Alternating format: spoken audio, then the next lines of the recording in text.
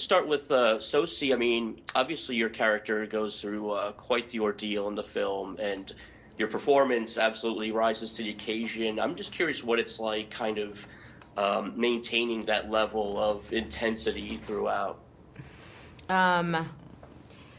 It's hard.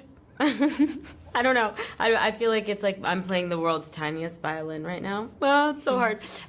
But yeah, no, it's definitely not easy. Like I'm not gonna lie, it was hard, and like it was actually like it was pretty isolating just because she's doing so much of it like alone into the camera. Like actually like acting directly to a camera is quite isolating. So it was like a real relief. A lot of our stuff was to the camera though, so like which is kind of good because their connection is a little bit like fraught. Each other, yeah. But it was nice to have those moments where we were connecting, or like where Kyle and I were together, because it was just like a big relief, like just to work with a person who is an amazing person and an amazing person. And just yeah, they really like brought a lot of like lightness and joy to my day. My name is Dr. Rose Cotter. What do you want from me? Why is it that everybody else who's seen it is dead and you're alive? I've seen it too. You haven't? Get away from me! Get away from me! Yeah, I mean, is it one of those sets where it's like, gosh, you probably need a little breather here and there, right? Oh, 100%. Yeah, 100%. Like, it was good to just like have somebody to bounce things off of. I mean, like I regret that I think that our stuff was like more separated. You know what I mean? So we didn't get to like play as much in between. But that's okay. I'm so sorry. I'm just kidding. Okay. But it was fun. It was fun to have like some. Yeah. Anyways, blah blah blah. Kyle, you've been in obviously many a horror film, but if anything, what do you think sets Smile apart from others in the genre? You know, I think what's cool about this, I mean, there's definitely some stuff that's familiar, which is nice. It's almost like wrapping yourself in a warm blanket, right? It's stuff you know you like, and it's stuff you know you're gonna get down with.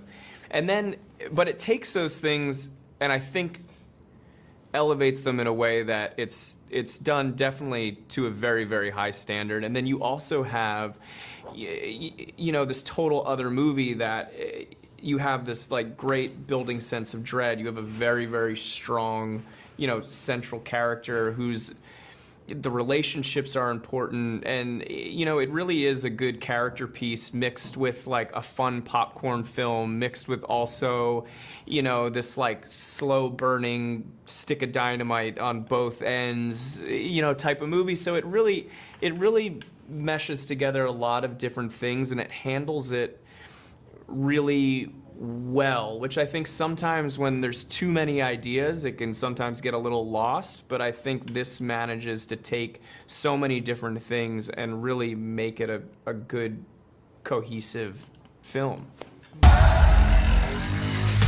It's smiling at me. Carl?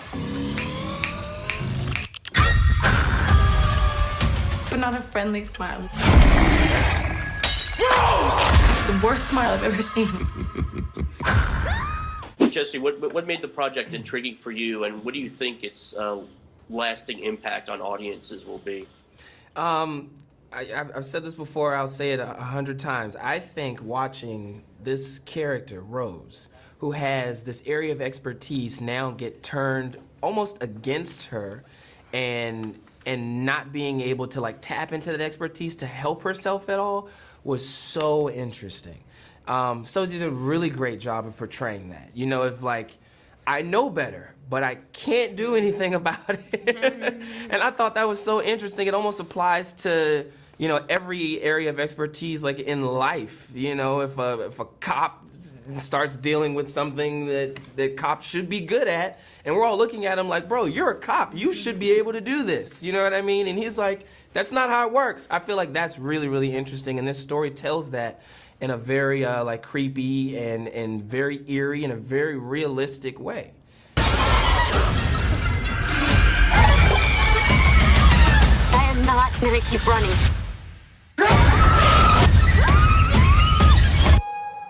I have to face it. Rose. Thank you. You know, it was obviously only a couple years ago that you were finishing up your short, Laura Hasn't Slept, and now here you are promoting the feature. It's a major studio releasing it. I mean, has it all fully sunk in for you yet, this experience? I mean, you know, it's been a wild ride getting me here, and quite a marathon as well. But you know, now that we are here and the movie is coming out, I'm trying to sort of stop and smell the flowers on it finally. And I couldn't be more excited and just sort of honored that Paramount got behind the film in the way that they did.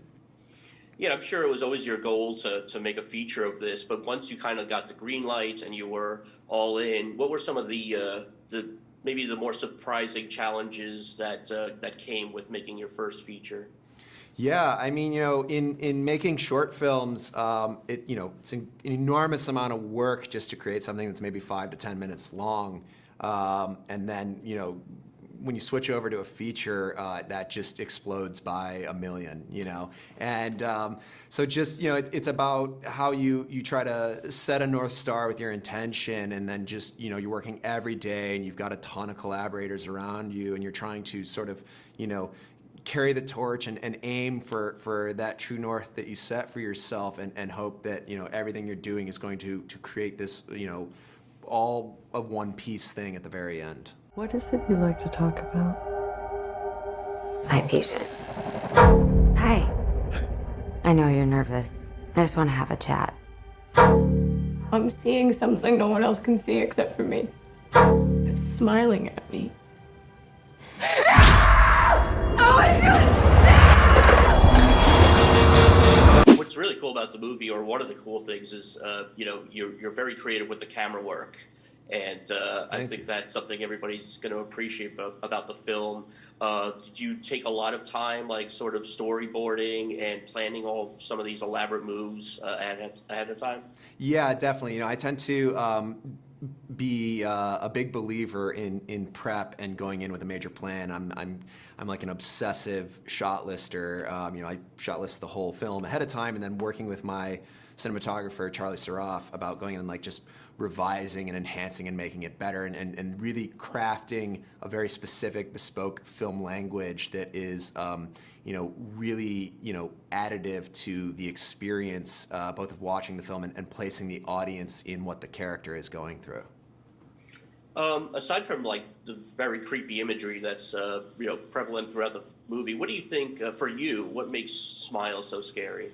You know, I think we sort of all think of smiles as these really like friendly, kind gestures. I mean, it's a international symbol of you know, kindness, and it's very primal and innate in us as human beings. We learn to smile as babies, you know, before we even learn to speak.